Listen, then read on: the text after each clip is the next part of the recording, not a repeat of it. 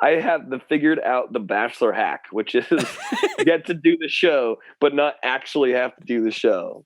If you've wanted yet feared to do work that is weird, this is the show you just need to hear. Hi, I'm Sam Balter, and this is Weird Work. Today, we have a special extended interview with that guy you just heard from. You might remember him as the Bachelor contestant too afraid to kiss the Bachelorette. Or maybe you've heard his voice on local Nashville radio. But his latest gig has him manning bar on the summer TV show Bachelor in Paradise. And the bar is open. Wells Adams tells us what life was really like behind the bar in Paradise, how he ended up on The Bachelor in the first place, and gives us a bit more insight into his scandal that rocked the show this summer. We even come up with a spin-off show for Wells. And I'll give you a hint. It's a lot like that place where everybody knows your name. Now let's listen to them speak about their jobs, which are quite unique. Weird Work. Okay, so how would you describe The Bachelor in Paradise to someone who has never seen the show before? I would say it's like adult camp with very pretty people, alcohol, and fun dates where calamity ensues every week on Monday and Tuesday on ABC. Okay, so adult camp with calamity and alcohol. Those two seem to go together well. Is there an objective to the show? Well, I think the underlying objective is to be entertaining. I think that the mission statement of the show probably is to find love amongst the drama in Mexico. And what is your role on the show? This year, I became the bartender. I replaced Jorge as kind of the resident bartender / therapist / puppeteer. So yeah, guiding people through the drama and the calamity, all while serving drinks. Yeah, jackass of many trades. Jackass of many trades. That's a really, okay, that seems like a good way to describe this episode, potentially. So do you have any bartending experience? Yeah, I mean, I bartended when I was in college. I waited tables and bartended a little bit when I got out of college. So yeah, I mean, I actually had done it before the show. I took like a refresher course. Yeah. Mainly because when I bartended in college and then post college, I wasn't making a lot of like beach drinks. It wasn't a lot of blender work. The great thing about my experience in Mexico was everyone was so terrified of the carb and the sugar that I really only made like 3 drinks, which were like all like basically like skinny margaritas.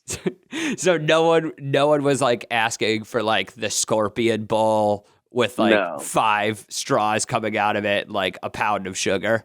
No, I mean, I think I probably made like 3 pina coladas, 4 daiquiris. I probably popped like 7 beers, like 6 of them were for me. The rest was like tequila soda splash of pine, tequila soda splash of Sprite, tequila shot.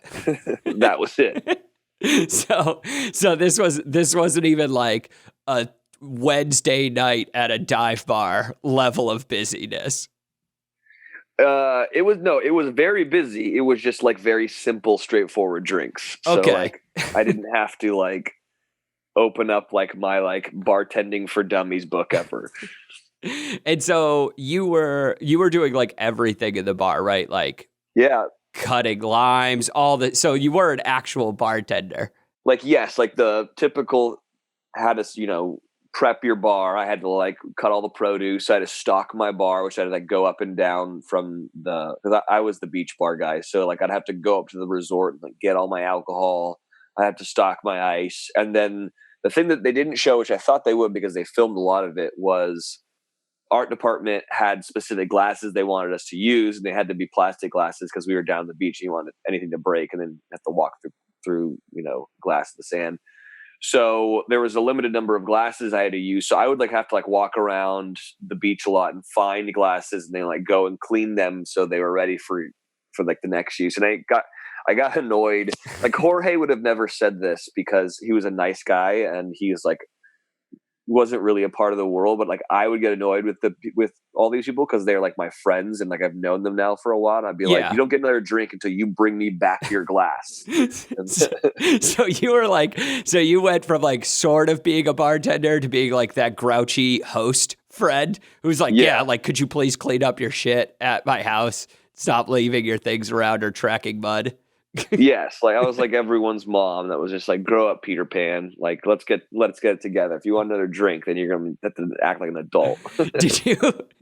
Did you when you kind of moved from being on the shows to being behind the bar, did you feel looking back you were oh my God, I was such an asshole back then? Or were you doing similar things, or were you bringing your cups back to the bar and doing things like that?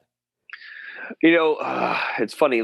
When I was on Paradise as a cast member, I only drank beer. And it was funny because this year no one drank beer. And I thought it was I would tell people how stupid they were being because, you can drink beer kind of all day and not look like just a hot mess. Yeah. But if you're drinking tequila all day, you're like 4 hours in, you're going to be just like a dumpster fire. And so when I was on the show, I only drank beer. So I wasn't a problem when it came to extra glasses and stuff. So you fortunately handled yourself well. So people get pretty shitty on these shows, just drunk. Did you have to do the bartender thing and be I think you've had enough? Well, I don't know if you remember, but there was kind of there was a scandal that happened on this season, where we had to shut down the show because there was talk of misconduct and everything, and kind of the genesis of all of that was alcohol.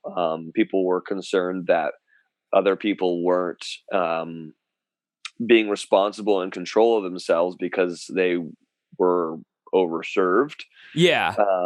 So what happened going forward after the shutdown and the restart was that I had a binder where we made a rule that you could only have 2 drinks an hour, and I would mark down how many drinks you had. And a lot of times people will come up and I'd be hey, sorry man, you've already had 2 drinks this hour, you got to wait 20 minutes.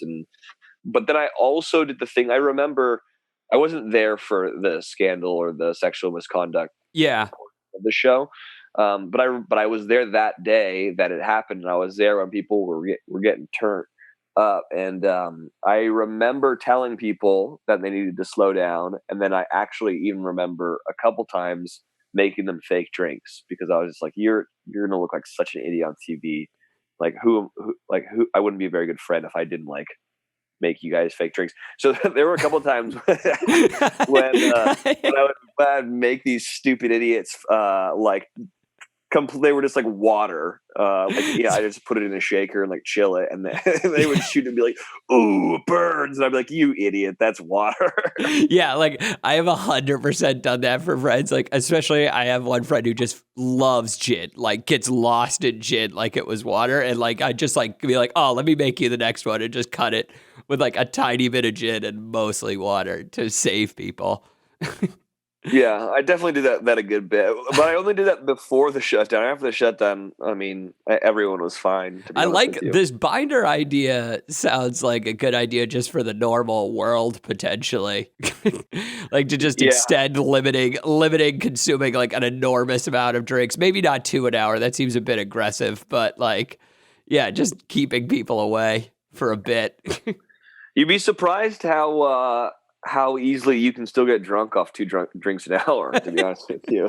Yeah, and I guess you're there all day for people are there drinking at the bar for quite a while on the show. You wake up and you're hungover, right? So you usually go have a little hair of the dog to kind of cut the edge. And then if you've got a date that day, then you're oh man, I'm going to be kind of the star of this episode. This kind of freaks me out. I have another drink, and it it can get away from you rather easily. So I guess that brings me to a good point. Like, walk me through a day in Paradise from your perspective.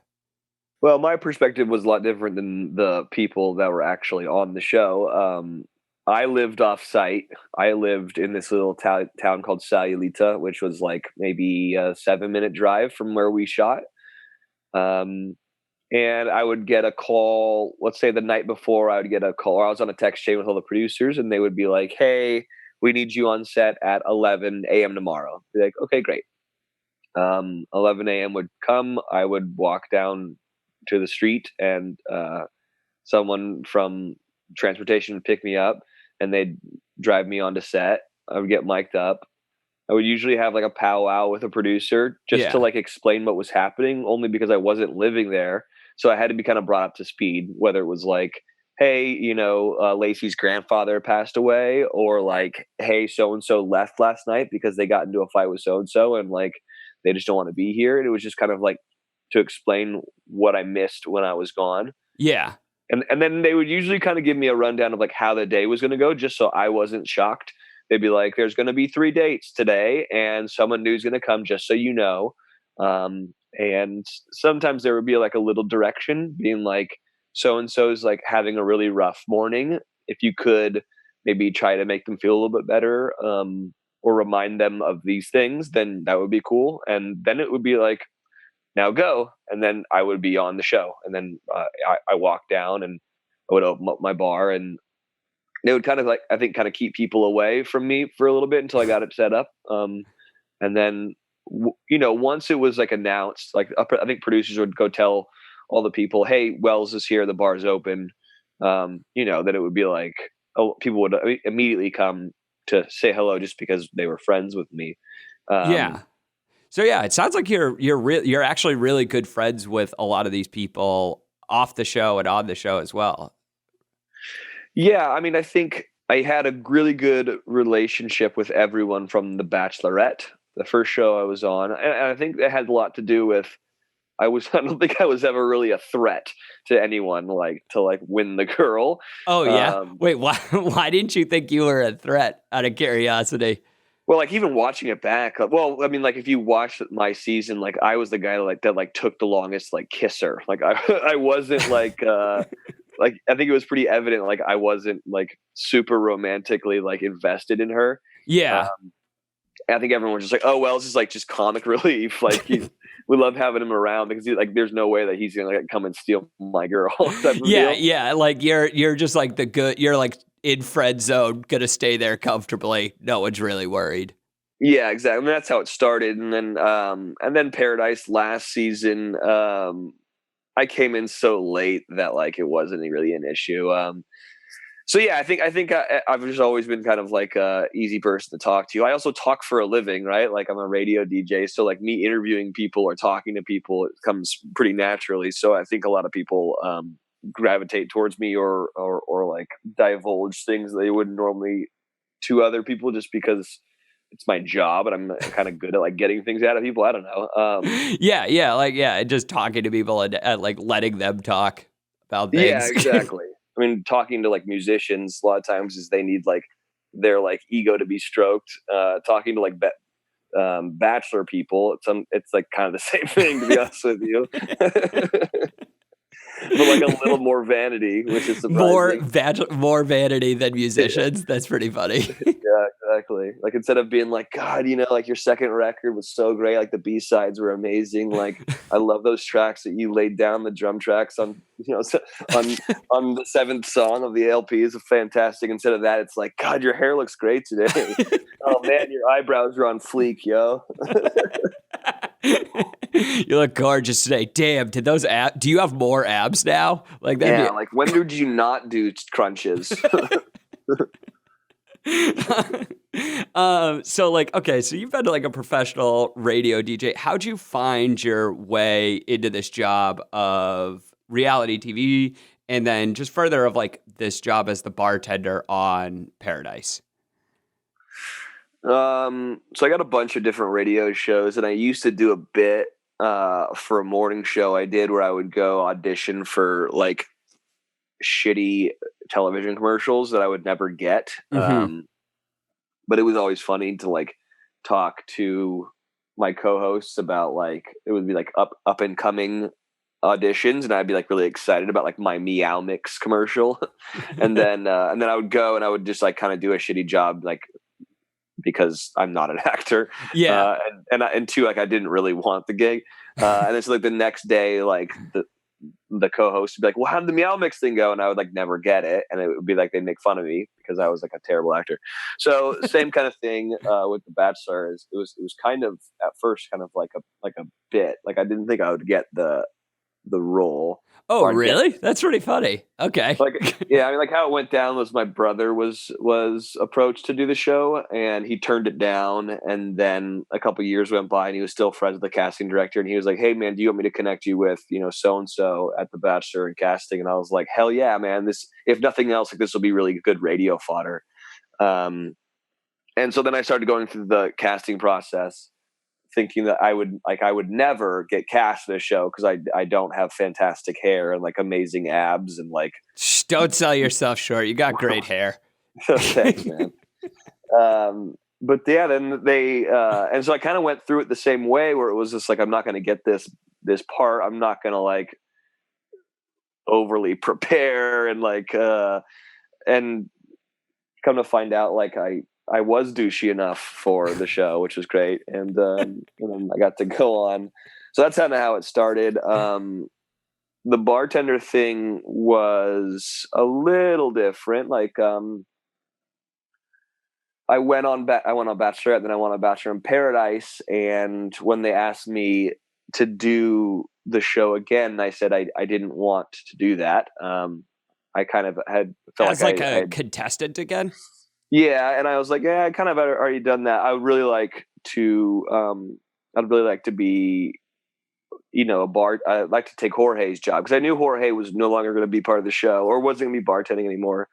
And it was something that it was like, oh, that's an interesting idea. We hadn't kind of thought of that. And it was like, all right, let's just try it out and see what happens. So they let me go and do the show, obviously like in a much different role this year. And I think everyone was a little nervous. I think really the higher ups were really nervous, just because they had never let someone transcend from contestant to crew. Yeah. Yeah. They just didn't know how it was going to all go down. And it ended up going down perfectly. And there wasn't any like, hey, make sure you say this. It straight up turned into like, you're actually doing a really good job, just like giving people advice and telling them what you think. Just keep doing what you're doing. Like, we don't need to tell you anything. I think at first they just didn't know. With Chris Harrison, it's like, these are the lines. Say those lines on that mark in 14 seconds. Yeah, but your job is just like be a sort of, I don't know, fixture of the show, I guess, but not really too much of a participant. Like you don't like introduce people and things like other people would as a host. Yeah, exactly. There was a little bit of narration too that I had to do, but we didn't really know how to do narration when I wasn't. Was that your idea to like transition into sort of that more commentary narration role, or was that? Well, it was a producer being like, well, we want you to be able to like talk about all this, because obviously I have such an interesting perspective of everything. So they were like, we want to get your perspective of everything. We kind of want you to narrate, but how do you narrate something when you're really not a part of it? Like I wouldn't be sitting down in an ITM, which is like that shot where you're like looking straight at the camera. Yeah. And I wouldn't be like, oh my God, so-and-so is like broken my heart, because no one was there I wasn't going on dates. So they're like, well, how are you going to do this? And so I'd come up with the idea that I wanted to get, it all started with, I wanted to get a Barbie and Ken doll. Yeah. And like have an interaction for Robbie and Amanda, because everyone was like their Barbie and Ken. So that was the original thought of like, oh my God, your abs look great. Oh my God, your hair's fantastic. Like going back and forth with Barbie dolls. Yeah. Then I remember we had like the art department like look into like getting Barbie, but then you had to get like, when you start doing that, it's like, well, that you need a lot of clearance from like Mattel and stuff. Yeah, so, all of a sudden it becomes like a legal thing just to like hold an object. Yeah, exactly. So we'd come up with like this entire list of everyone was going to have a different prop, like Jack Stone. We were gonna like just like paint teeth on a rock. Like for Ben, we were just gonna have like a big piece of like porterhouse steak. For God, who else? Russian dolls for Christina. Like we had all these props that we were gonna do for this, and then I was walking around Sayulita one day, which is a little town that I lived in. And there was like this like cute little toy store, and I went in there to try to find Barbie and Ken, but like Mexican toy stores are just like different than like American toy stores. It's like all knockoff crap. And like I found the puppets, and I took a picture of the puppets, and I remember sending it to a producer, and I was like, "What do you think?" And they're like, "Buy a couple of them. We'll try it out today."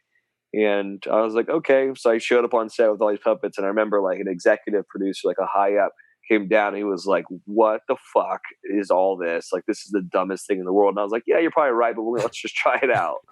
And then I literally all the puppet work that you see on the show, it took place within 2 interviews. I did like one for 2 hours, like the day I got them. And then I did like one for like 4 hours at like 4:30 in the morning, like after a rose ceremony where everyone was just like beat tired, and they were just like, "Just see what you can get." And so I just was like improvising all this weird puppet stuff. Dude, I love the idea of like a marathon 4-hour hand puppets thing. Like, yeah, like if you just watch that scene where I've got like all the scallops on my fingers and stuff, like that was I was like, I brought like a 6-pack into the ITM room, the interview room. I was like, "Let's just do this thing," and like had all these scallops, and the room smelled like hot death. And so you're just like sitting there solidly drinking in this like tired, and then with this room that just like reeks of scallops. Yeah, it smelled so bad. I remember like we had to keep on like shuffling out sound guys and camera guys because it smelled so bad in there.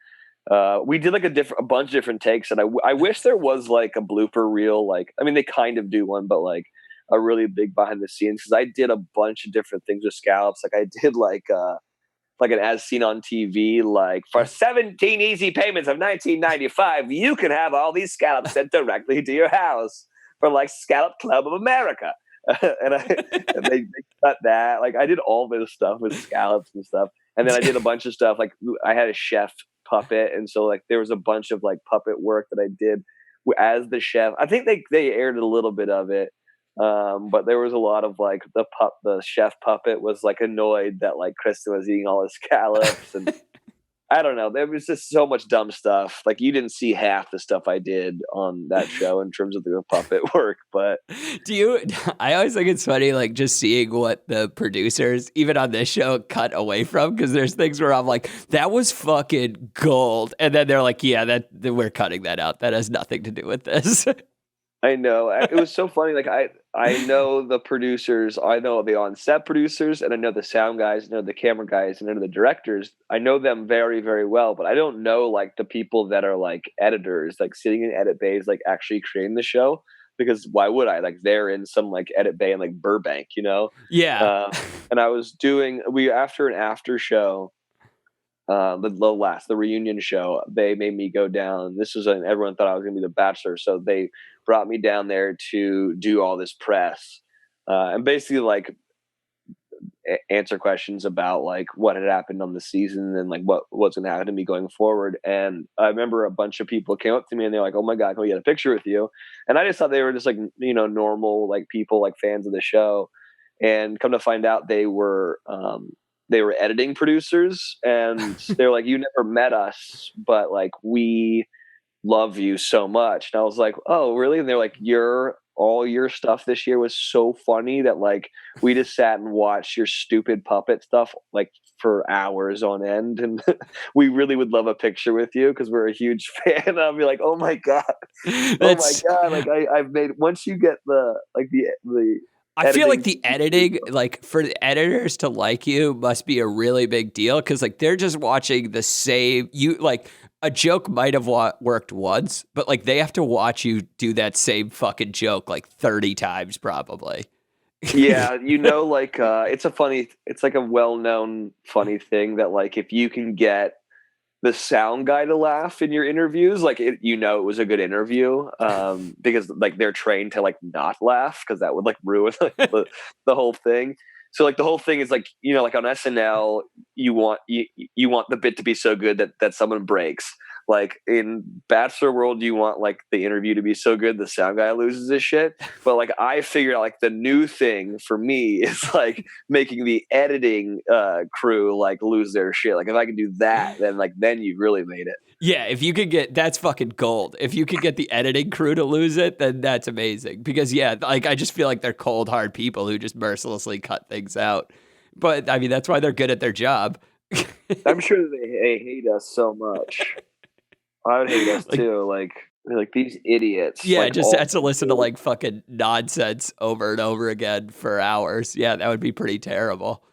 Yeah, and everyone that's like complaining, like sitting on a palapa on a free vacation in Mexico and kind of getting paid for it, like, and they're just like in like Burbank, in like a fucking dark room, and they have to listen to people complain about how their life's so hard. Yeah, I'm sure they're just like, screw this guy. He's gonna leave the show and go sell like tummy tea on Instagram for like way too much money, and I'm stuck in this stupid edit bay for the rest of my known life. Like I hate these kids. Like, Speaking of hawking tummy tea on Instagram, is the social media influencer life like a direction you're thinking of going? I definitely like held off because I thought it was really douchey. Yeah, like what was unappealing about it?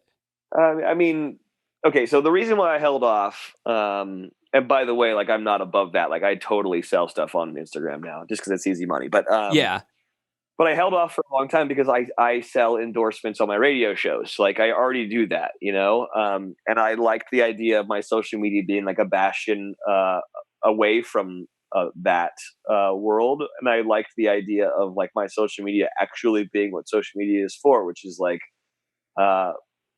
kind of a sneak peek into like what my like real life is like, and for people that like actually like think I'm entertaining to like go find that, not to like hawk them on stupid stuff that they don't really need.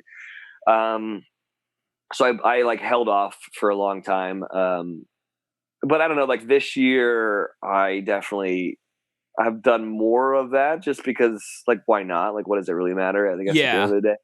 Yeah, like you've built up like a big audience and it's something that people do. Yeah, I mean, and I get it. Like, I can now touch a lot more people than I ever could beforehand. I mean, I still am like pretty selective. Like, it needs to be something that like I kind of like or believe in. Like, the one that I really do is like the food service. They send you like recipes and stuff, and I just like to cook. So like, when they hit me up about that, I was like, hell yeah, like I like food, like, and this is always like a fun date night too, like you get some food and they tell you how to cook it, and yes, I will take a picture. Yeah. Hell yeah, send me more food, whatever. Yeah, like that seems totally reasonable. So now you're like starting to dip your toe into the influencer lifestyle. Do you want to know what I'm doing? I don't know if I'm proud of this or not, but like, it's definitely, this is how I'm doing it. Yeah. Let's get into it. I'm taking all that money, every dollar that I make off of like selling my soul a little bit on social media, I put into a separate bank account, and I use that money to go buy real estate.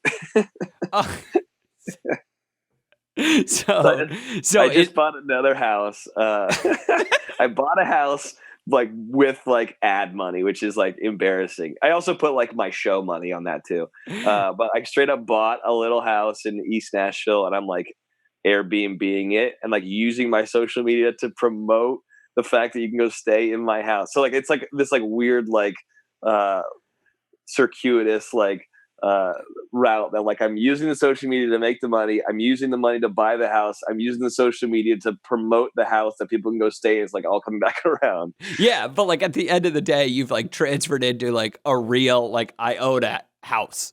Like that seems like a pretty cool. You're not just like blowing it on like bottle service at expensive clubs.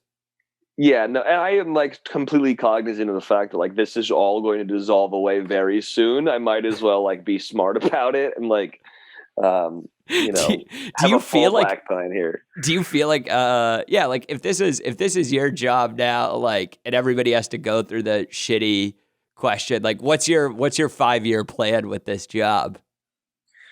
I mean, I think I'll bartend again next year. Like, I mean, it's a every year type of a deal. Nice. So who knows? Like, they might be like, yeah, we want someone else to do it, and I'd be like, oh, okay, that sucks, but I get it. I don't think that they'll do that just um, because they don't have to like teach someone else to do like all the things that I had to learn the first time around, I suppose. And I Yeah, think I and did a you're good like job. doing a good job of it. Yeah. So I don't know. So I think I'll do that again. I mean, like my radio career is like not slowing down, so I'll just like continue doing that for as long as I possibly can. I mean, I realize that like the social. I hate the social media influencer thing. Like that's such a small part of like my real career. It's just like this side thing that like I I can make a little extra money on, I suppose. But like Yeah. it's not something that like I'm worried about. I mean, the things I'm focusing on are is my actual job, which is radio. And then like if every summer I get to go out to Mexico to film a television show, like that will be the greatest career ever. Or like I get to do the thing that I want to do, which is like be on the radio every single day. And then the thing that I like to do, which is like film this silly television show every summer. Like if I got to do that, like I think I've hit a home run. Yeah, no, I think that would be awesome. And it sounds like it's fun for you to be on the show, like, because you know these people and they are your friends. Yeah, I mean, like it's so funny when I watch the show back and then you talk to people on the show, they get so upset and oh, my edit was so shitty and like I look like such an idiot. And it's funny to me because it's like, dude, that's what you were. Like you were that guy or you were that girl on the show. Like, what are you talking about? Oh, And like so, you don't feel like you're like, oh, that wasn't editing. Like you were just really like that, and it was just like hard to imagine it. well, yeah, and I think that me having been in radio for the past 16 years, like I've learned to self edit, right? Like I don't want any FCC violations. So I like have figured out like what to say and what not to say and like how to say the things that I wanted to say, but like in a PG-13 way. And a lot of people can't figure that out. So like me doing those television shows have always been super easy because it's like, okay, well, I know how to not look like an idiot because every day I walk into my studio and like fire up my mic, I have to like remember like there are a lot of people listening and I can't look like an idiot. And so I don't know, like for a lot of people, they are scared to like go back on those shows, but like I gravitate towards it because it's very easy for me to not look like a douche canoe. You Do know? you, do you like being more as like a fixture of the show or as a contestant on the show? So funny, you know, there was like this big campaign for me to be the Bachelor this year, and everyone, a lot of people wanted me to be the Bachelor, um, and no one understands that like that's not the gig, like that's not the best gig you can ever get. Like, yes, it's like for a year and a half, you're a big freaking deal, and you know, you get to oh great, you get to have 26 girls like fawn all over you. Um, but the gig is the bartender. Like I get to go to I don't ever have to get engaged at the end of it. Like I get to go film, you know, arguably like one of the most popular television shows that airs all summer. I get to like continue to do it. Um, and like there are no like real repercussions for me other than the fact that like people think I'm hilarious at the end of it, you know, like so when everyone was like campaigning for me to be the Bachelor, I was like, yeah, okay, but can I still be the bartender in the end? Like, what happens here? Like, do I still get to go to Mexico? It's just so funny that the show's like called The Bachelor, and you're like, I would just rather be the bartender. Like, Yeah. I'd rather just be off to the side, talking to people, making comments, making like just, I guess, tequila shots. It sounds like predominantly is the main drink. Yeah, like, Um, that's the gig. Everyone wants. I figured out like I have the figured out the Bachelor hack, which is get to do the show, but not actually have to do the show. yeah, if you're gonna hack The Bachelor, this is the thing. I guess they just need to create more roles within the show that other people can just jump into. I know. Like, so my new thing is I'm really campaigning for Alexis to be my waitress next year. I think that Oh, would be nice. I think that'd be hilarious. Be like, you know, like make her because that was one thing you didn't see a lot, but I did. I would deliver drinks to people because they'd be like kind of like interviewing or like doing like a kind of like a one-on-one chat with one another, and they'd be Yeah. filming it.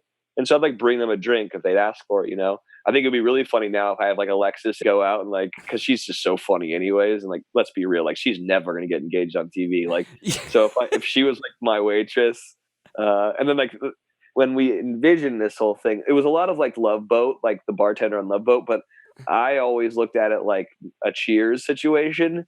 Yeah. And like, if I get to be Sam and like Alexis got to be like Woody, like that would be like the funniest fucking show ever. So like that's my new thing is like get another bit player in there. And like I can't even imagine like Alexis and I's interviews because we probably get to do them together and we would be so funny going back and forth like imitating everybody. Yeah, I feel like that would be so solid. You'd just be like locked into the show for a while. You'd have a homie to do it with, which would be super hilarious. And you could like, I don't know, you could pretend to be like a boss figure of the bar. Yeah, exactly. And then you could I could see like the drama happening where she would like get mad because I was bossing her around, you know? And, yeah, and you could like take it too serious, like you're taking this bartending too seriously. Yeah, exactly. And like there could be an episode where like she shows up late to work and I'm mad at her for that, you know? Yeah, like flipping out. Yeah, you could be like making snide comments about like things she's doing poorly in her job. You know, like, oh, I saw the way you delivered that drink, real sloppy. Or if she spilled a drink just once, like that'd be gold. Yeah, like someone doesn't get a rose, and I'd be like, well, maybe there's a new position open behind the bar. Just recruit. Yeah, people can, if they don't get a rose, they can interview to be behind the bar temporarily. Yeah, exactly. So okay, that's incredible. So one thing it sounds like you've learned from The Bachelor is just like how to find the best job on it. Yeah. Everyone was so annoyed when they found out. I think everyone was happy for me because everyone likes me, but everyone was like, oh, why didn't I think that? Type of thing. Like what are some other things that you've learned from being a bartender on this show? The Bachelorette, like I really learned like, I mean, it's a 2-month therapy session. You're just talking about your feelings all the time, right? So I think I learned like a lot about myself, and I learned like a lot about like what's wrong with me in terms of like relationships. Yeah. Paradise last year, I learned actually the thing that I learned was I was never cut out to be the Bachelor because like they made me basically be the Bachelor for like 6 days, and I was like, I'm not cut out for this. This is too much. And then the thing that I learned actually being the bartender, which is like I think the most valuable lesson, is sometimes people need something. Like sometimes people need you to shut the fuck up and just listen to them. Sometimes people need you to, you know, kind of like slap them across the face and tell them the thing that they need to hear. And sometimes people like just need you to like give them a hug or like let them cry on your shoulder. And then like for the most part, like everyone just needs just like a stiff drink. And so it's really interesting to like kind of to read those social cues and like kind of figure out what people needed out of me and then being able to execute it. Like, and you saw it kind of unfold if you watched the show. Like Christina was someone who needed a lot from me. And I struggled at first to like give her advice because I wanted her to like figure things out for herself. And then kind of there at the end, I realized that like she wasn't going to get it unless I kind of like threw it at her really hard. And it was really fun to watch that show back. And everyone was trying to give Christina the exact same advice. And no one was doing a very good job of it until I came in there and said it in a way that like resonated with her. And watching that episode back was really nice because it was like, wow, like I think I actually helped her, which a lot of people were trying to do but couldn't do for whatever reason, you know? It's funny because like I'm not super good at the like I'm gonna slap you in the face and tell you like what you need to hear. Like I've never been good at that at one, but I'm better at the like, all right, let's lay out the options. It could go this way, this, you know, like, and some people respond well to that, but I've never been in the like, this is what you need, and then they like jump to it. Usually people like push back and don't take advice well that way. Well, no one likes to be told anything. I mean, the thing that I did with Christina was I straight up just asked her a question. Like everyone was telling her like, Dean's being a fuckboy. You deserve better. Or like, why why are you mad at D-Lo? It's not D-Lo. It's Dean. And she didn't want to hear it, and sometimes to get through to somebody is to like genuinely be confused and be like, okay, just explain this to me real quick. And then when they have to actually like verbalize what's wrong and they sit like they have the words come out of their mouth, they're like, oh, I see. Yeah, he is kind of dicking me around, like. Yeah, I I think like for me that's like a good way to like talk to people in general. Is just be like, I don't really know, but I am very interested to hear more. Like even if it's things like related to people's personal lives and other stuff. But I feel like curious idiot is a nice way to go about it. Yeah, I mean that's a good that is a good way to go about like interviewing people for sure. So I don't really have a great segue into this, but I got to ask you about you, Danielle, and breaking that one rule. Well, Danielle and I, that's such a interesting, like odd situation to happen. Like Danielle and I have known each other for years, long before either of us were ever on the TV show. It's just like this like weird coincidence that we both ended up getting cast on the show. And it wasn't like I helped her get cast or anything like that.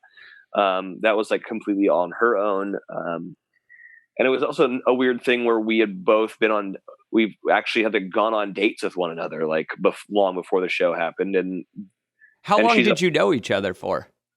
We've known each other. I mean, we both lived in Nashville for like I've been here for 10 years. I think she's probably been here for at least 7. I mean, we probably went on a date, I don't know, 3-4 years ago. Yeah. And she's also like she's not a part of like a group of people that I know. She's a part of like my super tight inner circle of friends in Nashville.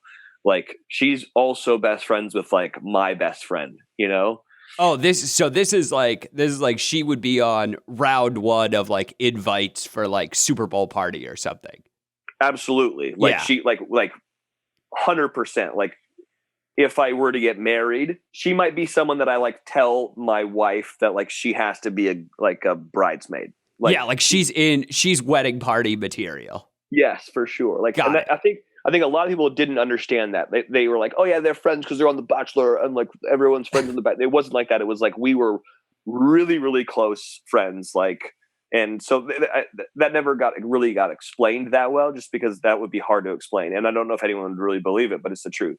Yeah. I think that there was always like that underlying of like, what if like we went on a date and like nothing ever kind of like materialized out of it, because I think we were both like, if we do this is going to screw up like the tight group of friends that we're a part of, and like that's always a weird thing. Oh, and, like when two friends start dating and it tears a friend group apart. Yeah. Oh. And that was definitely like a concern. Like I think we even vocalized it like drunkenly one night, being like, that would have been weird, and we like really don't want to like fuck that up. Yeah.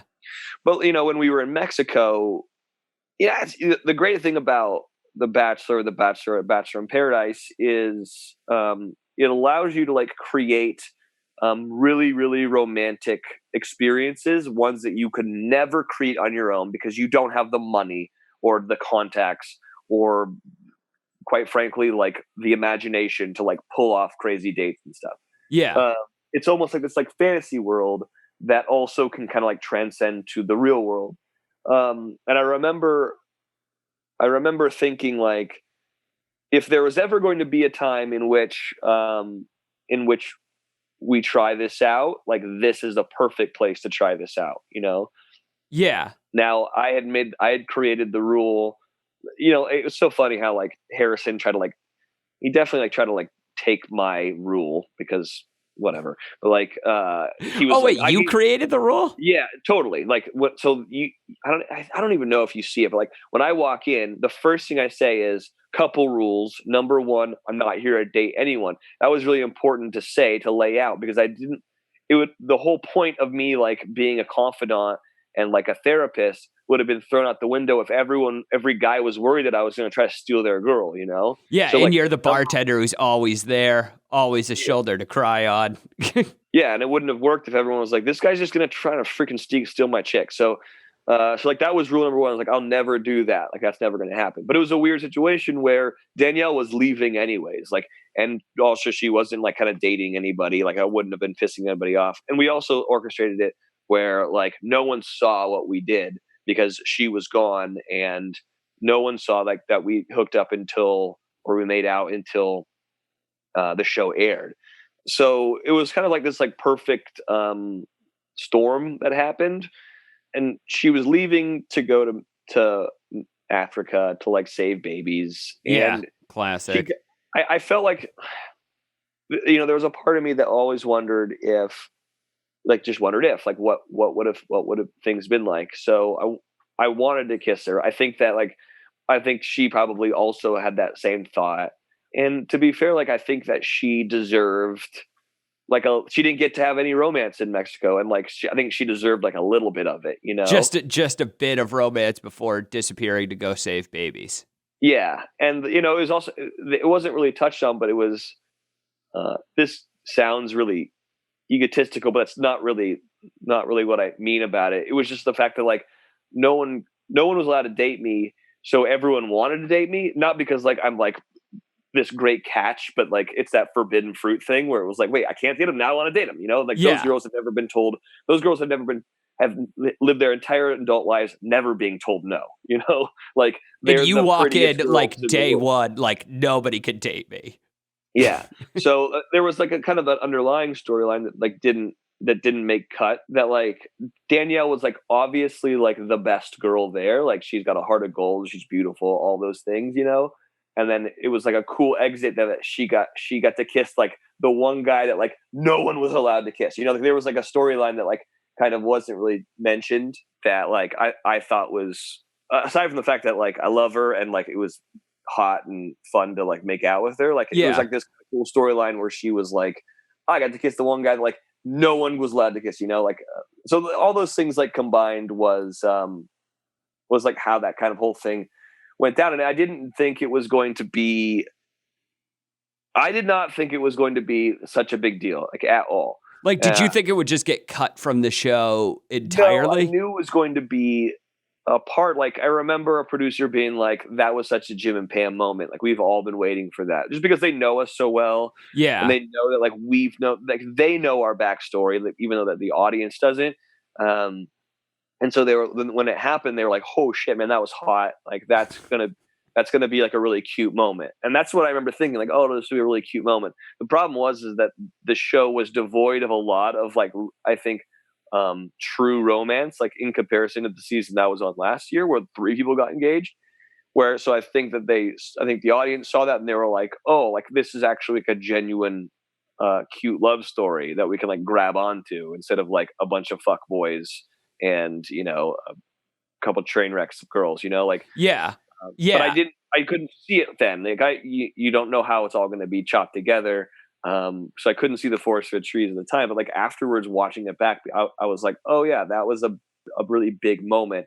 And it was a big moment, which kind of sucked for Danielle and I, because we both kind of got back and was like, man, I don't know if like the same conversation that we had before, like, do we want to do this and like risk like screwing up our really, really close friendship and like our group of friends and like, and that kind of thing. But then there was a lot of pressure from just like the audience being like so invested in us that, I just think it's funny though, like there's this kind of storyline that's not even really spoken about, where you two like know each other really well and like you've been friends for a long time, and there's this underlying thing that just sort of comes out, and then people like notice that and latch on to it. You know, like I think that part's really interesting to me. Yeah, and it was actually the thing that I liked the least was Twitter. Shut up! Like, don't tell me what to do. Like, don't tell me how to feel. You know, like I understand that you really like this thing, but like I'm a grown ass man. Like, let me like figure this out on my own. You know, I thought that was an interesting thing to learn. Do you pay much attention to that shit? Like of people being like, you should do this, or like all these other things. Do you just kind of read it and move on, or do you ignore it, or does it like make you upset? I was at an Emmy party with like all these like famous actors, you know? Yeah. And everyone was coming up to me, like famous actors being like, what's going on with you and Danielle? You know, like even they can't escape it, you know? That's fucking hilarious. You think they would be like a little more like sensitive to that kind of shit. I know, but like they get lost in it too, you know? So all that to be said, like it was a really cute moment and a wonderful one. And I'm glad like it went down, but like everyone needs to just like relax about it. Yeah. I just really, I don't know why. For some reason, I thought when you said famous actors, I thought Robert De Niro. And I was just thinking like how funny that would be if you were like on a red carpet and like Robert De Niro's like shaking you on the side. Like, what is going on with Danielle right now? Yeah. No, I think it was Alicia Silverstone was the one that was like, I saw her and I freaked out and asked for a picture. And she was like, oh my God, what's happening with you and Danielle? And I was like, come on. Not you too. Not you, Cher. That's so funny. Okay, well, we know it wasn't Robert De Niro. He's probably interested as well, I would think. Bob is definitely in Bachelor Nation for sure. He's 100% tunes in every night. He probably has a separate account on Twitter just to participate. Yeah, for sure. So I guess just to kind of like wrap things up, you've been professional in radio for a while, you know, burgeoning star of reality TV show and fixture of the show. What kind of advice would you give to people sort of looking to get into the entertainment industry in general? I would say do not do it. Yeah, you know, like I knew, I mean, aside from the TV thing was just like an oddity that like, obviously now it's defining me, but it's not what I set out to do. Yeah. Like I knew I had my first radio show when I was 16 years old. I'm 33 now. Like I went to college, studied broadcast journalism. Like I did all the things I was supposed to do. And it's still like a struggle, you know, like it's a hard industry to crack into. But like my advice for people, the radio thing is the actual one that's like tangible and like attainable. Like being a reality TV idiot, like that's just a fluke. So my advice for like if you actually want to get in the entertainment industry and just in terms of radio, like you just have to remember you're just never going to make a lot of money. Like just like settle with that. And you can never like take no for an answer, and you have to do like whatever job they offer to get you like one step closer to like the job you want. Like when I first got out of college, I was very qualified to work in a radio station. Yeah. But, like I had to like I did like overnights, and I did promotions and interned at a label, and like I did like 7 million different things that like actually had nothing to do with me being on the radio, but it was like one step closer to like someone like giving me the opportunity. And then I also like waited tables and bartended on the side. Like I just like hustled my ass off. And like if you know what you want, like you just gotta like not take no for an answer, and like do everything you possibly can do to make it a reality. Or you can go sell insurance and like live a totally normal lifestyle and like make much more money than you ever would in radio, and have 2.5 kids and have a wife pick a fence and live that life. Like if you want to do the entertainment thing, you got to know that like there's a good chance you're going to fail, but you can't like allow anyone to let you fail. So if I could just quick summarize for people, it sounds like if you're looking to go into reality TV, probably don't. Just don't. And if you're looking to go into like radio and entertainment or something like podcasting, just do whatever you can to get closer towards where you want to be. Even if that's all the shitty jobs and all the weird side parts of it, all that like in between. I would still say don't do it. It's don't, unless you like really want to, but also just consider not doing it again. Yeah. And get that insurance job. Yeah, exactly. Unless your dad is like Bob Pittman and owns iHeartRadio, don't do it. So this is advice. Yeah, that's great. Anyone who's not Bob Pittman's son, like her daughter, here's what you need to do. Yeah.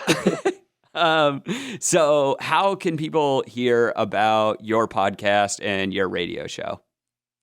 Well, I work for iHeartRadio, so you can download the iHeartRadio app. And the stations that I'm currently on are 1059 The Rock. That's a show that's a classic rock station that I'm on in the afternoons.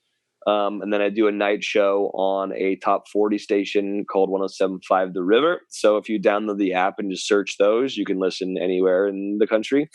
My podcast is called Your Favorite Thing Podcast. I do with Brandy Cyrus, who's like Miley and Noah's older sister, and like kind of like the oldest Cyrus sibling, and like one of my oldest friends in Nashville. And we basically just talk about like our favorite things that week and talk to famous people about what their favorite things are. It's really stupid, but people seem to like it. The link to that is like in my bio and all my social media, which is at Wells Adams on everything. And if you want to stay in my Airbnb, hit me up on Twitter. Yeah, all right. Yeah, mogul, real estate, media, mogul, star. Well, thank you so much for being on the show. I think this is like a bunch of fun. I hope you had some fun doing this as well. Yeah, it's been fun. Thanks for having me, man. Cool. It's nice talking to you, Wells. You too, man. Talk to you later. Hi. I'm back to ask you one quick question. What'd you think of the extended episode? We love hearing from you guys, so shoot us a message at hello@weirdworkpodcast.com and let us know what you think. Okay, see you next week. Thanks. Bye.